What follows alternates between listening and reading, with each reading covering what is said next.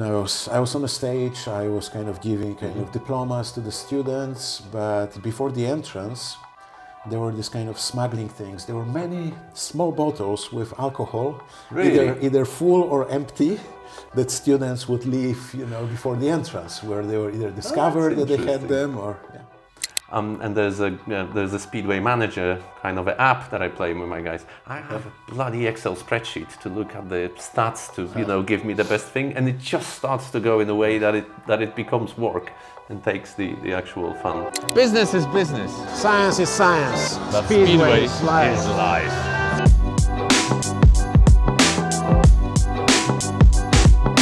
Hi Jarek. Hi Kamil. Dzień dobry. Dzień dobry. It seems like we haven't seen each other for ages. At least that's my kind of a feeling. It hasn't been ages, but some time. Half a year, maybe? When was the last time? So. I think more like 3 months, but it feels like Seriously? half a year. Okay. Yeah. Well, in person, I mean. In person, yeah, that's a good point. Yes, that's a good point, in person. So yeah, finally in person, which is refreshing. Really good to see you. Great seeing you. And as always, I don't think there was even. I don't think there wasn't even one podcast that we've put now that I haven't used the word geography so far, because it always is there. And and it's called two poles, not so far apart. So I guess it's sort of a theme to it. But this one is really one of those who, which the stars aligned to actually get ourselves into this situation right now. So we've planned it a little bit. We know we wanted to see each other, but we're here in Warsaw this time around. So we're in Poland, which is a good thing. Or as we say here in Polish, Warszawa. Warszawka. Yes, or Warszawka. The cool way of saying it. We're together. We've planned something completely different, which is a thing that we might come back to later. But it's outside of our professional world of everything we do around here. But we also, when I say the stars aligned, we have some. We actually managed to get here together. We actually managed to get together by accident. Well, almost by accident with Sonia and Radek, guys who've been supporting us for a year, and I'll come back to that as well. And we're sitting together physically in a place with everything in place. So yeah, pretty good. Lucky as always. Yeah. Well, lucky, but also there's some planning involved, and of course for us it's different because we made it into a tradition now. Like every year, Warsaw, mid-May, we have this event we go to, and I know you preempted that a bit, but it's a sport that we grew up with. Yeah. It's called speedway, and again, that might have very different meaning in different parts of the world. And for example, where I live in Indianapolis, Indiana, we have speedway, which means like a car race, and this is like riding cars in ovals. Yeah. And we have this famous event, Indy 500. The event that we are for here has nothing to do with that. Absolutely. Do you want to describe it a bit? I do. And by the way, Indy 500 is something you did promise me a number of times already. You're going to invite me to. You're always welcome. Oh, okay, great. Yeah. So we'll leave it to the to chance again, but we'll plan it a little bit. Yeah, I mean, it's a funny thing because this sport is actually getting us together. I don't even have a license for a motorcycle because it's riding, in circles and ovals. It's special motorcycles. It's special motorcycles, but I don't even ride one, and I don't think I ever will. But yet, like you said, it's a sport connected with our hometown, and it always gets us together. And actually, there's a big event tomorrow that we're going to go to, and we'll try to show it to you as well, maybe if we can, if that's possible. We are pushing this speedway team, aren't we? We are. It's funny enough because, like I told you before when we were recording, it's not really. I mean, motorcycles isn't really my thing. It's just speedway. Yeah, well, that's what we grew up with. Yeah. So it's as we said before, business is business. Science is science. Speedway is life. Is life. So yeah, and here we are, Warsaw, another place. We need to start to put pins in all the places that we actually managed to get and do, and we'll try to get the most of this, wonderful. And every time I get the wonderful town and everything I get here, it's actually getting better, I have to say.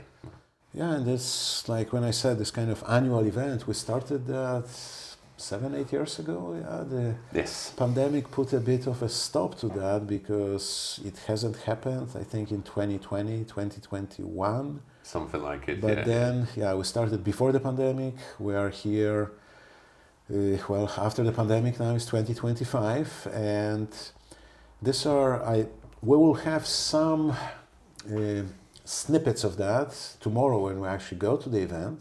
And if the security is not going to take all of the equipment out of us as well, but we'll do it. We are Polish after all. That's true. So the thing is, this is an event. It's like the best riders, motorcycles riders in the world in this specific event. There are like 16 of them, and they are best of the best. So we will record some, and we'll put snippets of that in our podcast. Two Aussies, two Polish riders. Which way's it going to go? They've hit the first zone and it's Holder. Holder makes it. Look at how life changes when you start a career of an amateur YouTuber influencer thing. I mean, I used to, when I was younger in my studies, I used to smuggle different stuff into sports events and concerts now. And now I'm thinking how to get an iPhone and a few microphones into that. So look how times changes. But it's funny you say that. For me, it's also a special time of the year because, as the listeners of our podcast know, I work in academia. I work at the university, and I work in US, where the school year actually, at least in the state where I'm at the university I work at, the semester ends in early May. And we have something actually just last week, we had something called a commencement, where students graduating, there is like this big parade and commencement. Commencement. I mean, this is starting. This is okay. That's another story. Yes, they are not commencing. They are commencing their lives post education. Oh, fair enough. But it's that's actually funny. We can maybe spend some time on kind of English language and the surprises we've got over the years with different words. But the reason I'm mentioning that it's, I was on the stage, I was kind of giving diplomas to the students, but before the entrance, there were this kind of smuggling things. There were many small bottles with alcohol, either full or empty, that students would leave, before the entrance, where they were either discovered that they had them or, Here you go. So the smuggling things, that happens everywhere for different occasions. If something is forbidden, there's going to be an urge to actually break that. The rules are there to be broken. But on the actual thing, when you say you're giving the speech, you have to have the whole outfit. There is this whole thing. Maybe I'll show a picture, of that in the podcast. No. I think we need to do something else. On one of our podcasts, you actually need to come in. Well, I was wearing that a few days ago, but fair enough. Yeah. Well, we'll promise we'll get you one day. If we get to we need to set a number of subscribers. If it gets to a certain point, you're going to come in that outfit over here. Funny enough, we're seeing each other in person, and it's a bit of a coincidence as well. But the nature of this project and the technicalities, which we're still learning, I have to say as well, is that I'm a professional already, so of course, I am learning, Mr. Professor. Yes, but I'm thinking like, and look, sometimes the offset of the dates of when we record and when we publish sometimes might have a few weeks or maybe a month or something of a difference. But actually, the recording time of this thing is almost a year. Exactly a year after, from the start in Zielona Góra, which we did. And it feels like a long time, at least for me. I don't know if you have the same feeling, but it feels, It feels for sure longer than a year. I mean, we planned it for longer, and it was supposed to happen at kind of December, but external forces intervened, and we did the first one in May, in Zielona Góra, last May 2024. But yeah, it feels like we've been doing that for quite a while. That's amazing. Yeah. Great stuff. And it's the first one as well, because when I thought about it and thinking about, preparing to the topics we want to talk about as well, it's probably the first one after quite a while when we both together. We did have a quick one in Zielona Góra just to summarize, I think, over Christmas or something like that. But it's actually, or beginning of a year, but it's actually the first one for a while that we haven't had a guest. Or guests together. No, we never had guests, have we? We just had guests. We've had usually one guest. Usually one guest. Good. No, and I'm really happy. So congratulations, Jarek, on our first anniversary. Congratulations, Kamil. I didn't bring we you survived. any present. We survived, whole year with each other. That's great. Yeah. Right. But I think, and when we were discussing and I guess doing a bit of a conversation around and the logistics around here, I think the one thing which I've seen as a significant thing which is happening in our lives, and actually which made it quite difficult over the last weeks, was to actually find some time to have the conversation around it. And I think it's worth to mention, and I would like to talk about the topic related to it as well. And actually I wanted to ask you for a bit of help. There have been quite a lot of changes in both of our professional lives, I think, lately. So do you want to talk about your... I mean, another thing I can, I guess, congratulate as well. What I can talk a bit about that. I don't want to spend too much time on that because, it's just a step in the right direction, I hope. So I've been working in academia for almost 2 decades now, and I became a chair of my department. So now, of course, the responsibilities changed a bit. I mean, not everything, but now, as they say, it's in academia, they say chairing a department, it's like herding cats. And this became a famous expression where, it's not as easy to deal with professional people in different stages of their careers, and it's fun, but on the other hand, it's challenging. I used to work with numbers, with data, with medical studies. Now it's actually dealing directly with people. And this is a cliche, but everybody is different. Everybody has different goals and the paths in lives and so on. And I'm just trying to help. That's kind of how I see my life for the next few years, or maybe forever till I retire. Who knows? Okay, fair enough. That's a big change. And it is a change, yeah. And look, congratulations, like I said, and I bet it's new journey and new sort of challenges for you, but you're going to be great. But funny enough, in my life, it starts to be a bit of a opposite. So my life was supply chains, factories, huge teams, hundreds of people in different geographies, and actually, very much connected with one geography as well, if you think about a factory as well. But now I've actually taken on a new job as well, which is more around transformation, more connected with technology. So I finished a project of a transformation with a large IT element of it, and now decided to stay with it a bit more, which for me actually means less of a geographical connection with one site or sites, less of large teams, more of matrix kind of influential organizational designs, more IS products or IT products, more numbers, less people who are doing that as well. So I think it's going to be quite of an interesting year from a perspective when we move on that dial, both in almost the separate, the opposite directions here. Well, I hope we can learn something from each other, but also, first of all, congratulations. And I know the project you've been working on was pretty big, and we talked about it earlier, but completing it in a successful manner. That's a big achievement. Thanks. Yeah. And now you are, well, it's not that somebody told you, oh, why don't you move into that area, but that's what your career path, that's where it took you. So yeah, it's... So yeah, I mean, we did our, we've put our ranks right now. This is really good. We've ticked that off. Great that we have a platform that we can do it and share it with the world as well. Our own platform for bragging. But no, I've told you I want to ask you for some help.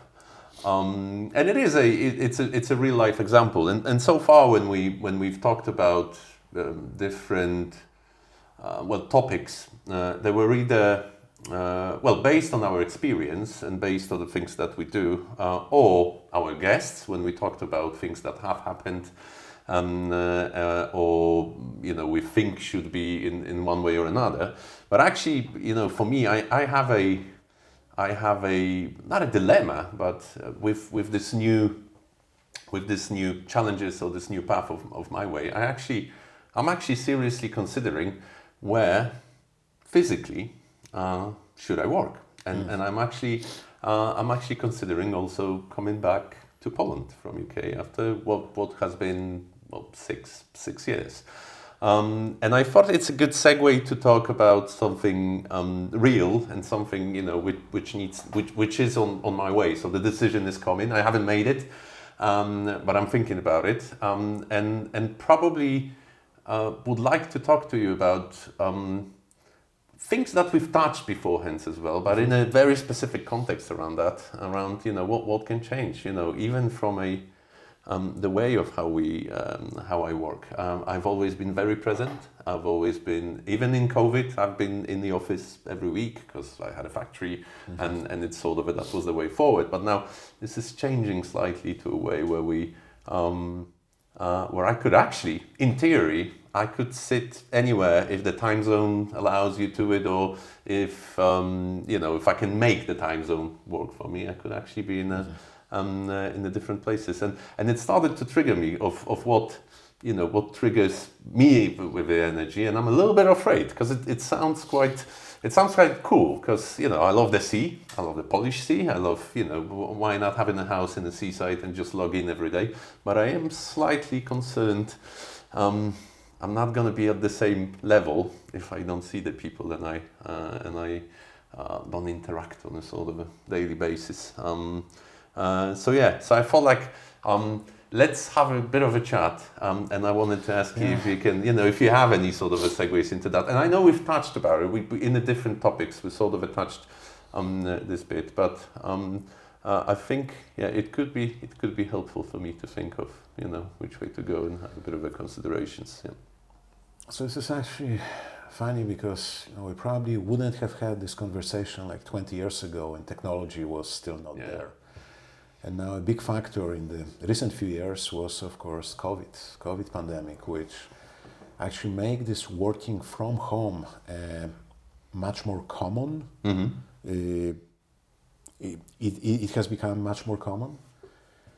And now it's actually what I see, there is a bit of a problem with kind of getting people back to work. Yeah. And this is, again, I'm not trying to bring it to kind of to where I work or what I have to do, but it's, let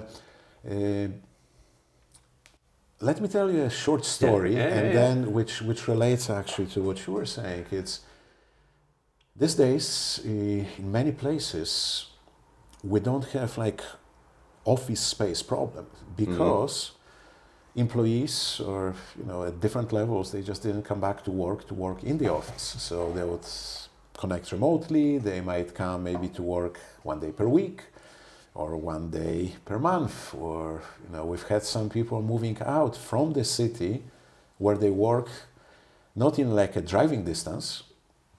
I mentioned in one of the podcasts, actually I have a pretty long drive to work, it's over an hour. Yeah.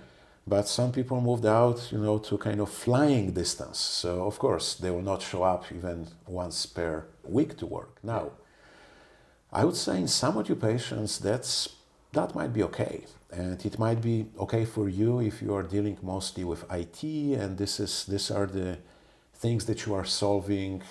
If you have to solve it programmatically, or if you solve it technologically, it's not as important to be with other people. However, and this is maybe this is giving away my age, I still prefer human contact. It's this, at least in the States, we had this expression about this water cooler conversations. So basically, this random encounters with people. Water cooler. Water cooler. I knew it as a cigarette break or something like that. It Well, depends that where you was- go in That was European, I think, more a cigarette break. Yeah, you are, yeah. But it's just, in the States, there's this big water cooler, and people go there to get some water, These days, that just doesn't happen, because if let's say where I work, if like 3 people out of 20 are in the office, well, it's much harder to have these random encounters because people are just not there.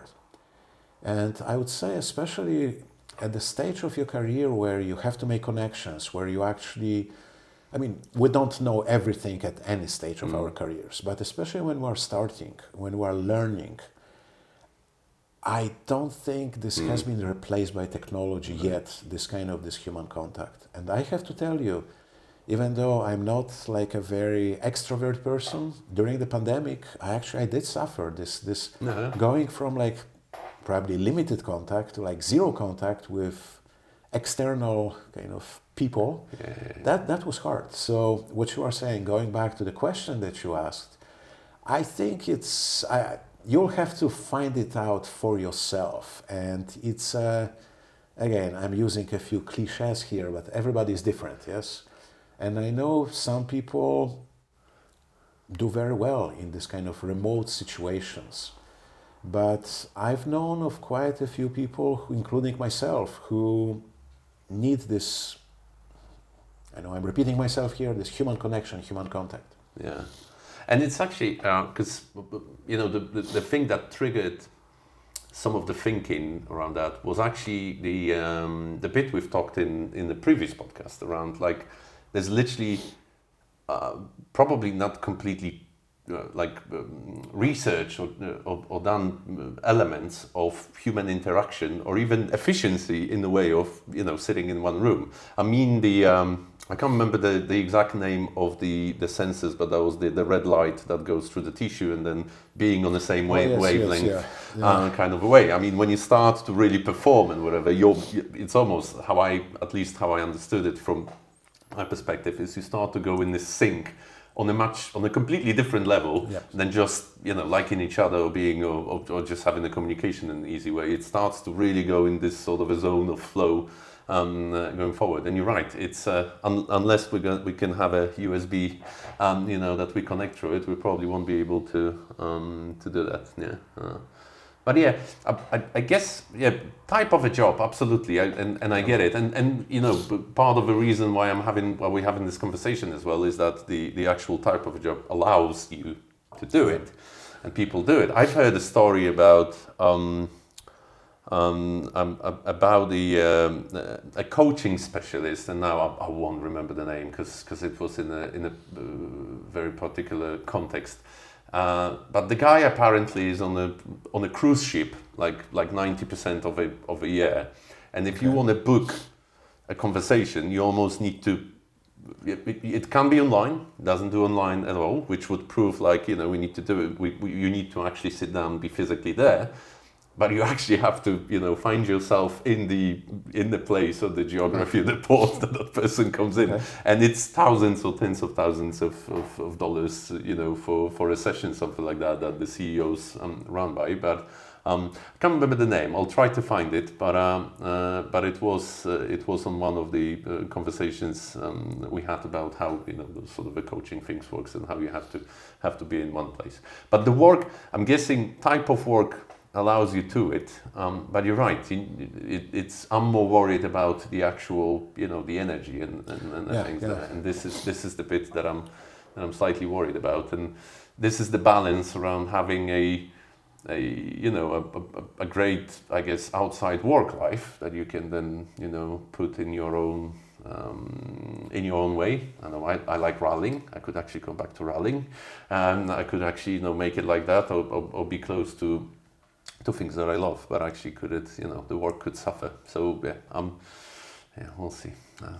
As always, you've told me it depends, don't you? Yeah, that's yes, it depends, but that's your bit there. If you like the topics discussed on this podcast and you would like to hear some more, please do not forget to subscribe and push the like and the bell button. yes, we'll have more exciting guests, and the topics that we'll discuss will cover what we usually cover: business and academia and the intersection of them.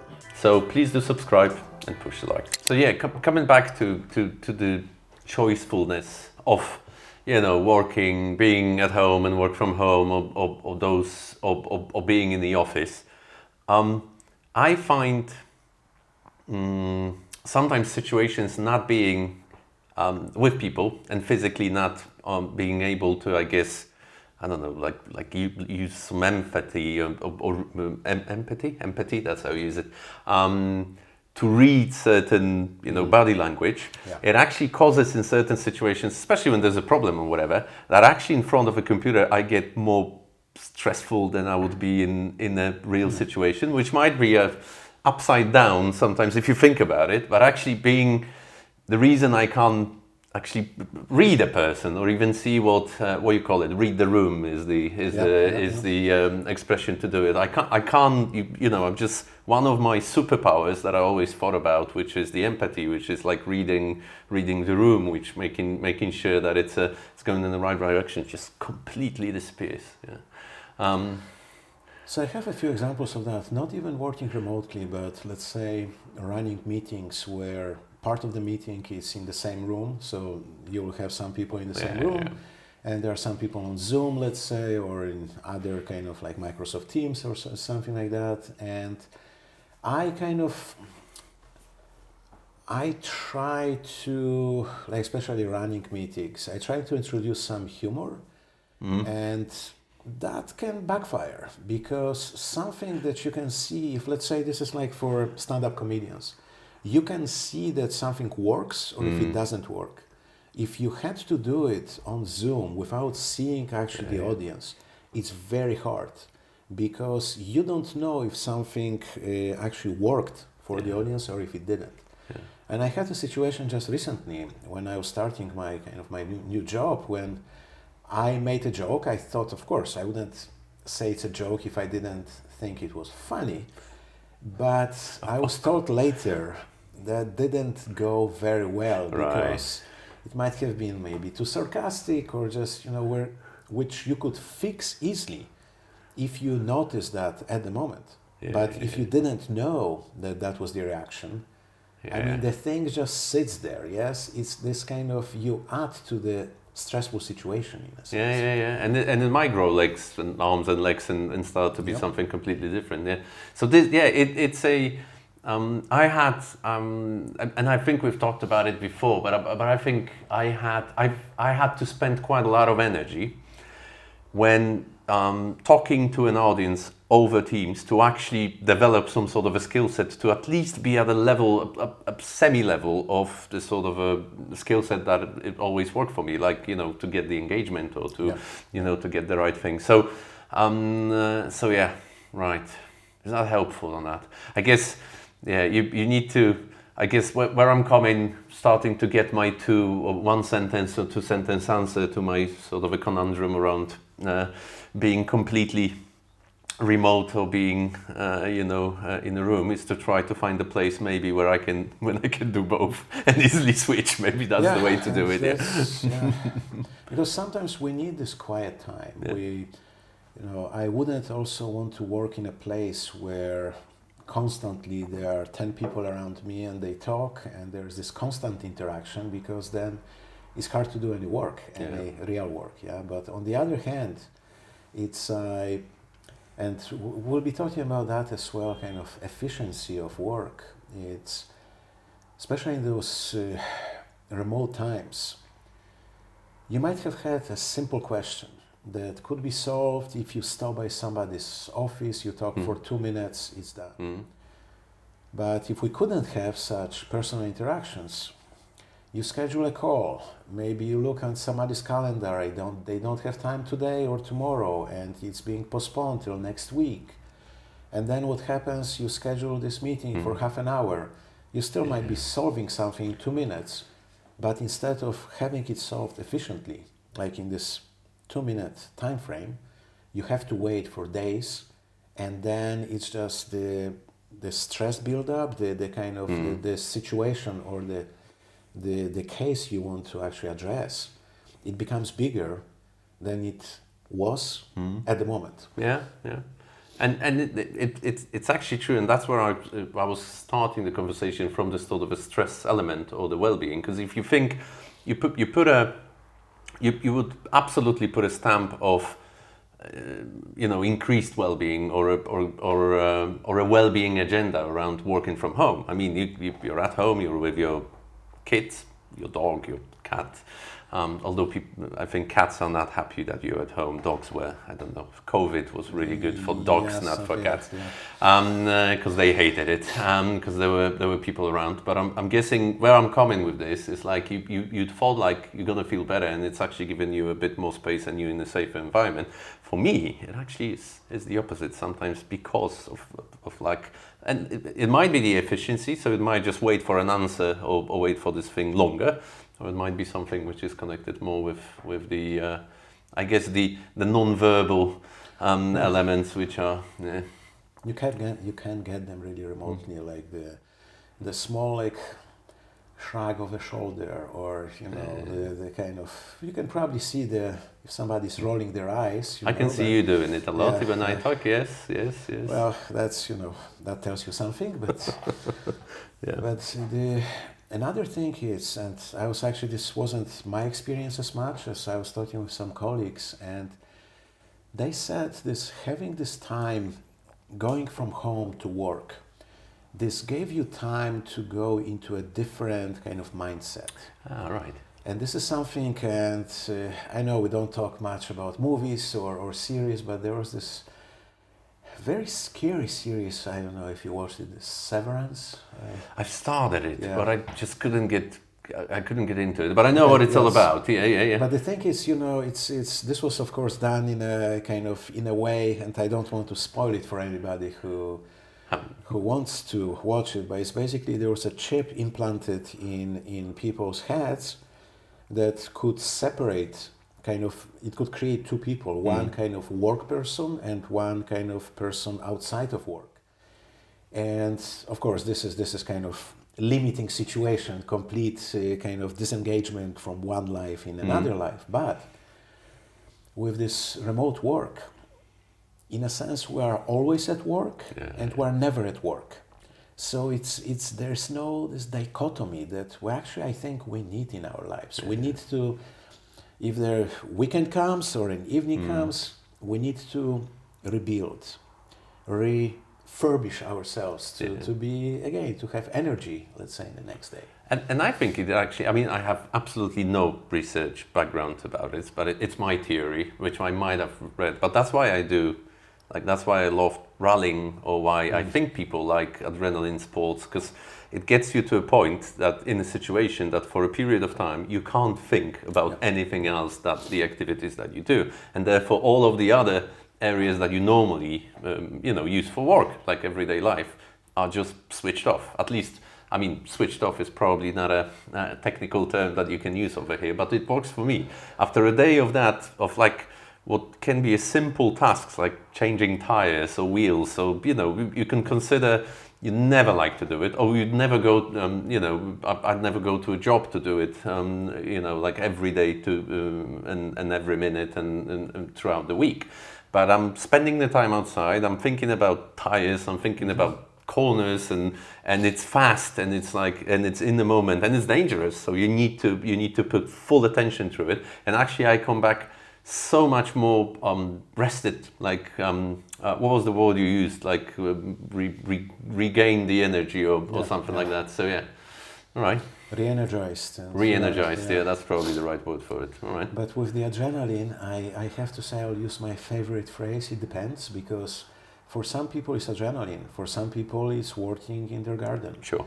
Or just doing something else. Yeah. One of the things for me is because I have to kind of use my brain a lot at work. I don't want to go home and watch, let's say, documentaries or something like that, learning something more, Right. because I do it kind of the whole day. Fair enough. So I need some other activity, and actually physical activities, let's say going to the gym, or Yeah. you know, for you it's not racing cars, it's rallying, as you said, but I have a colleague friend glad you that said we will actually have our podcast with soon, and I don't want to preempt it too much, but basically he does, for me it's crazy Yeah, stuff, yeah. but this is like really adrenaline rush that it's very different from the regular work he does. Yeah, and we're touching a really important thing, which I want to talk about, and it's probably a subject for a wider conversation. So I don't want to get too much in detail, but some of the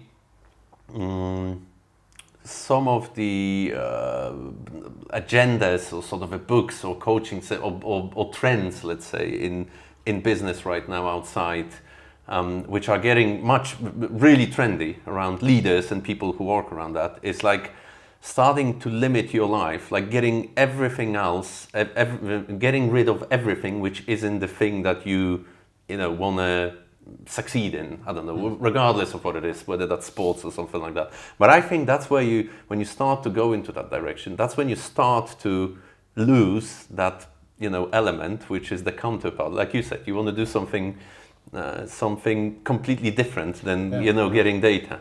And I'll give you a different example around that. So I used to be a gamer. I used to play a lot of like video games. Okay. And I liked it. And I think video games are brilliant. There's so much more now than they used to. There's stories. There's interaction. It's like a series, but taken to another level. And of course, there's a lot of ones which we just don't have. They're quite bad and crappy, but there's some really good ones.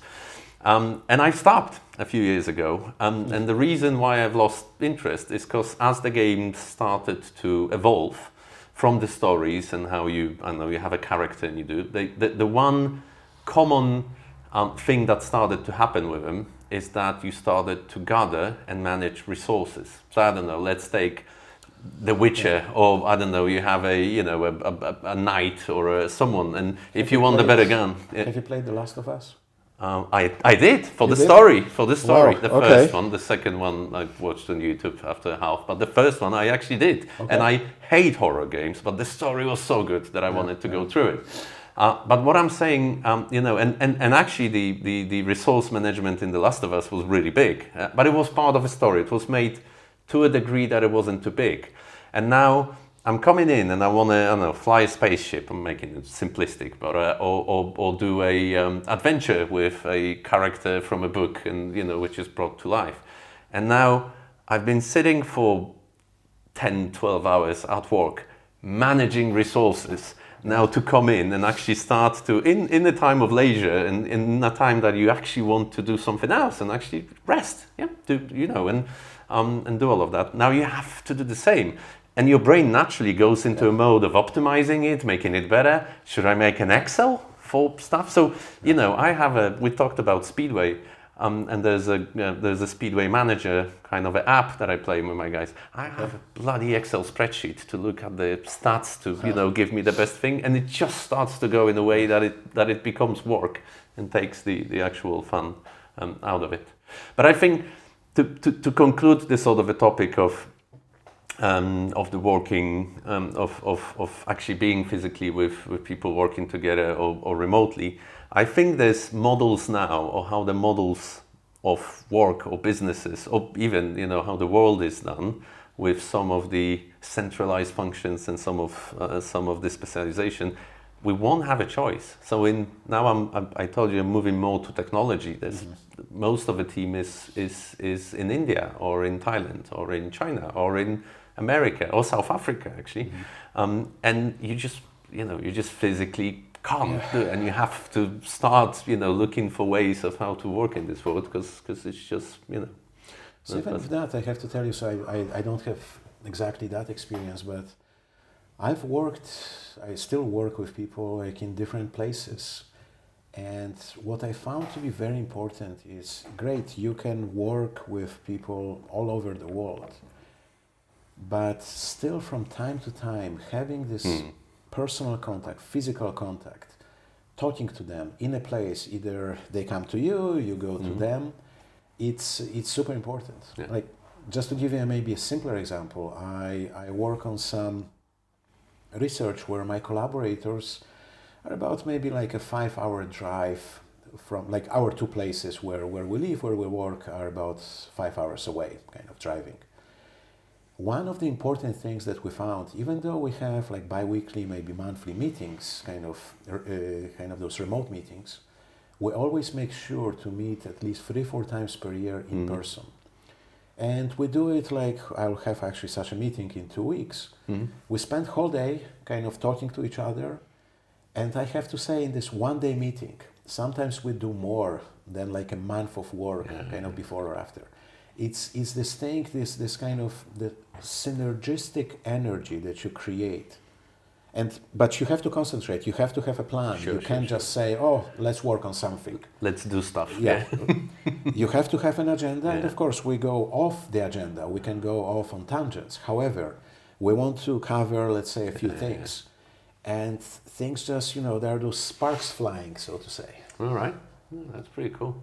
So I guess if we look at it, where it leaves me, the conversation we had around it obviously depends. Yeah. For my original question, whether to go full remote and move to a location that is closer to my family. Places, That's what of course. But I'm thinking, I guess, because we've answered that beforehand, like it depends, and it probably needs to, and that's the thing. Can we do both?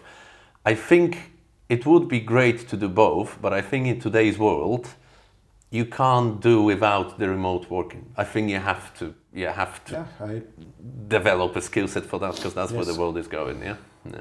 Okay. If I can just give you the last example, and it's kind of complete opposite. Right. When I go on vacation, which is actually not a very frequent occurrence, but let's say I love hiking. Yeah.